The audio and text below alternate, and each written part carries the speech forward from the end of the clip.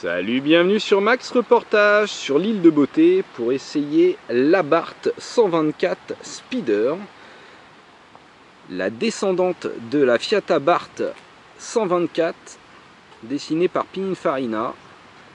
Et voici la nouvelle génération qui elle est fabriquée au Japon dans la même usine que la MX5 mais préparée en Italie dans les ateliers de chez Abarth. Donc nous allons essayer ce modèle rouge Rosso, rouge et noir. Et on peut voir que le style a rien à voir avec celui de la MX5, avec ses phares ronds comme ça.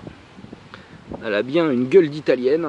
Regardez le capot qui a été entièrement repensé aussi, les jantes de 17 pouces.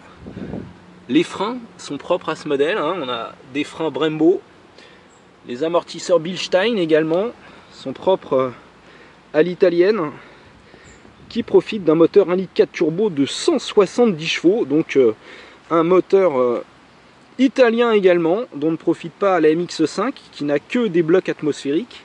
Donc on a une sortie d'échappement Monza. Découvrons l'habitacle avec une magnifique sellerie en cuir surpiqué Abarth. On peut voir qu'on a toutes les options sur ce modèle d'essai, notamment le système Bose avec les enceintes intégrées dans les appuis-têtes. Regardez la plaque d'identification ici, très jolie. Le petit bout d'Alcantara sur la coudoir. Ici aussi on a de l'Alcantara autour du pommeau de levier de vitesse, donc la finition est plus soignée que sur la japonaise. Là aussi on a de l'Alcantara.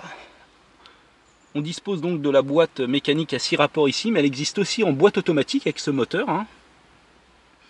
Là, toutes les connectiques nécessaires.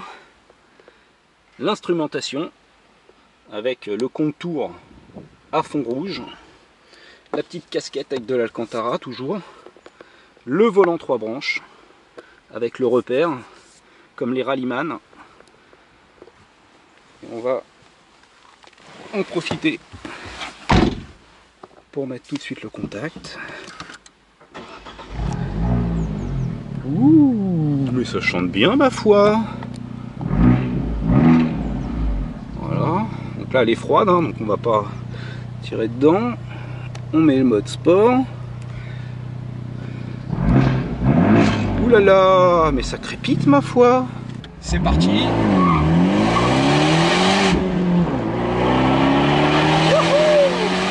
Ça chante,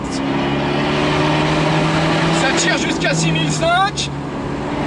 Alors avec le turbo, on a 250 Nm de couple, donc 50 Nm de plus qu'une MX5, mais disponible beaucoup plus tôt, avec 10 chevaux de plus que la MX5. Alors certes, la voiture fait 45 kg de plus que sa cousine japonaise, mais elle réagit beaucoup plus vite, et avec son amortissement plus ferme, eh bien, elle est bien plus réactive, à prendre moins de roulis. On retrouve toujours cette excellente répartition des masses, 50-50, une voiture très bien équilibrée, une pure propulsion, avec une direction hyper directe, une boîte de vitesse, pareil, très rapide, et vous voyez là, j'ai l'autobloquant, donc j'ai une motricité optimale, on peut s'amuser à faire des virgules dans les virages, d'autant plus que le SP est totalement déconnectable.